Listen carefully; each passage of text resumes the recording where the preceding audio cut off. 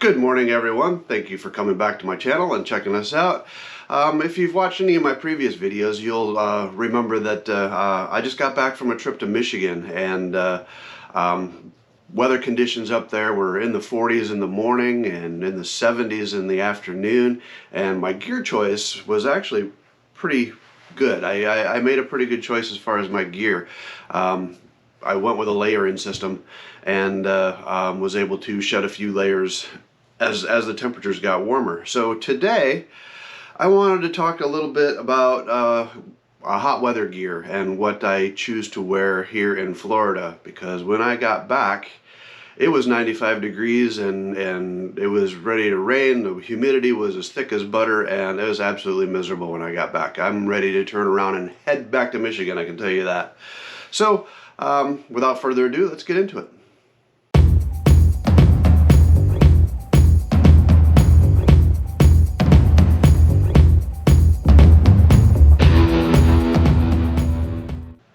So there are two schools on the armor system. There is integrated armor, and then there is a layering system, and I use them both. So first we're going to get into the integrated systems, and then we will take a look at standalone systems. So we will start with the pants. As far as integrated armor and the pants for summertime weather here in Florida, I have chosen the NOCO Urban Pro trousers. They have a stretchy material, as I drop them all over the place. They have a stretchy material up top and a mesh material across the thigh and down the backside of the legs. And in the butt you also have the stretchy material, but it is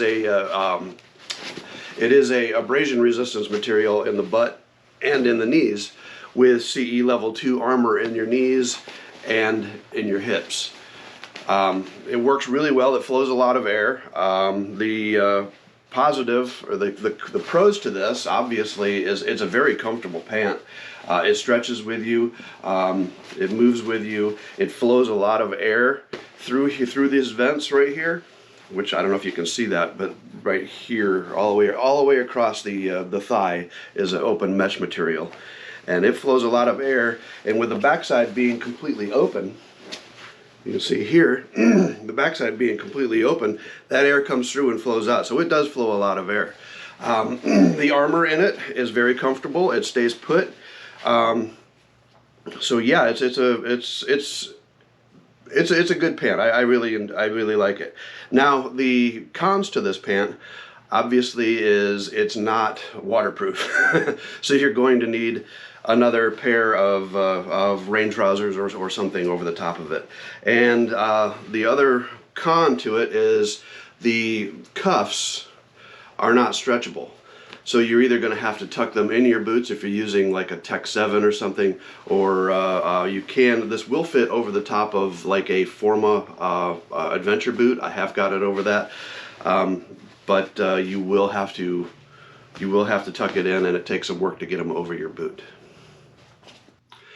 So as far as the top half is concerned, I've also stayed with NOCO. I really like the NOCO armor. It's a very comfortable and a great product. But up top, I wear the NOCO Urban Pro Mark II.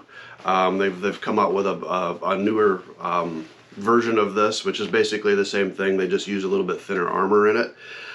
It has abrasion resistance in your shoulders, abrasion resistance on your elbows and forearms. It comes with CE level 2 shoulder, CE level 2 elbows, and it comes with a CE level 2 back pad, which I have removed, but that's just me.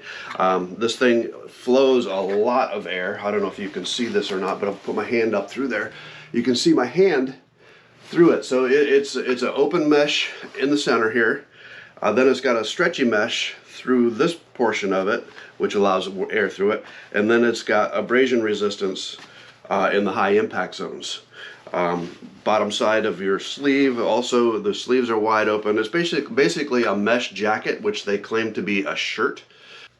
Okay, so that pretty much covers the integrated armor. The integrated is easy. You can just throw on a pair of pants, throw your jacket on over the top of whatever you're wearing, and off you go. With integrated armor and abrasion resistance. So what more can you ask for? They flow a lot of air.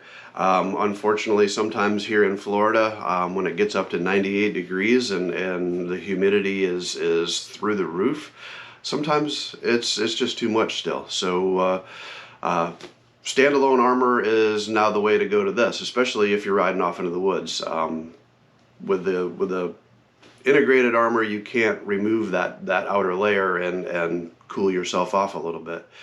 Okay, so for my standalone armor, I have pretty much gone with Liat. It is comfortable, it flows air through it, and it provides a great deal of protection.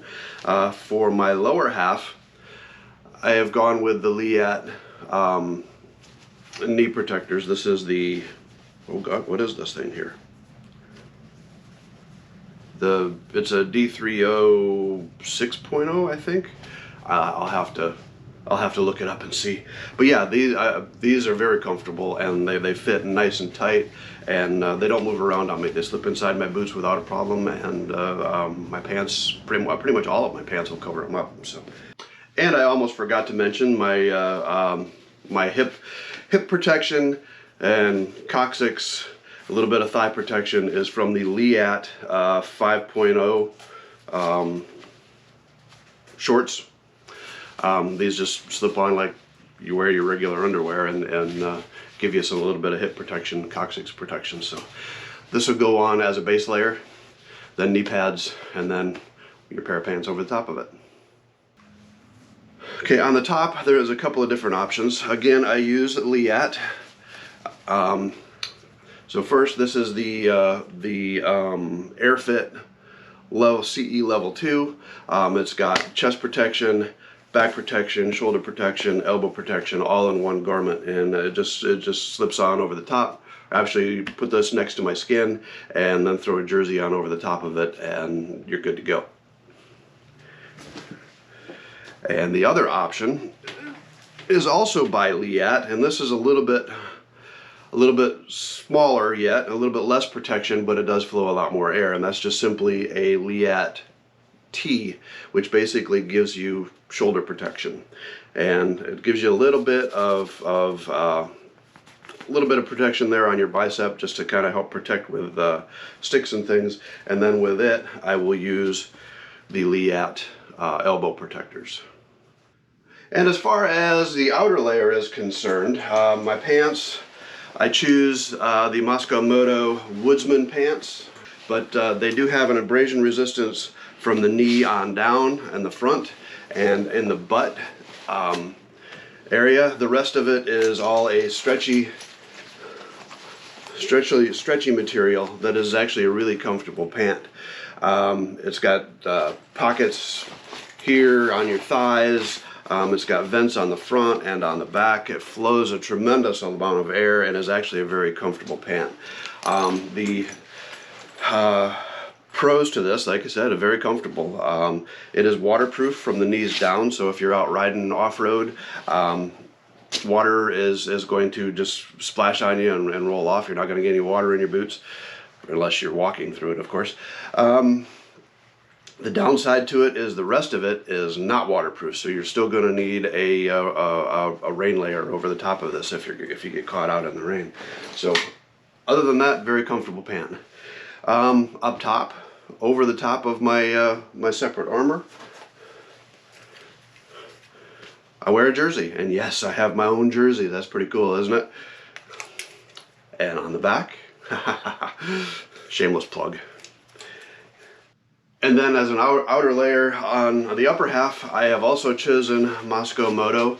This is their Basilisk jacket. It is just an outer layer. There is no integrated armor into it. There is no pockets for integrated armor into it, so you have to use a separate armor system with this. But it is an amazing jacket. It's got vents on the front, big vents on the front, big vents on the back right here. It's got vents on the arms, on the upper arms, and on the inside of the lower arms, so you can open these things up, and the cuffs themselves you can open up nice and wide to get plenty of airflow through this thing. It flows an awful lot of air. However, 98 degrees, it's still hot. I don't care what you say, it's still hot. So what I end up having to do, unfortunately, is losing that outer layer up top, and I kind of sacrifice my abrasion resistance. So if anybody knows of a jersey that has some abrasion resistance in those impact zones on your shoulders and elbows, please drop a comment and let me know. That seems to be a unicorn item, and if you know where one is at and you're willing to share, please let me know. So that was just a quick overview of what I have chosen for my hot weather riding gear. Obviously there's plenty of other options out there. The one thing I do want to say is the NOCO Urban Pro claims to be a shirt. To me, it's more of a mesh jacket that I wear over the top of a regular t-shirt such as this. You can layer over the top of it, works great in the winter months. I wear that jacket probably 75% of the year through, and by 75% I mean fall, winter, and spring. Summertime, when it gets up over 90 degrees, it's almost just too much for me, so I have a tendency to go back to the layering system at that point, and then I end up sacrificing some of my abrasion protection to do so. So as far as the pants are concerned, the Moscow Moto Woodsman pants seem to be my go-to pant, mainly because they're a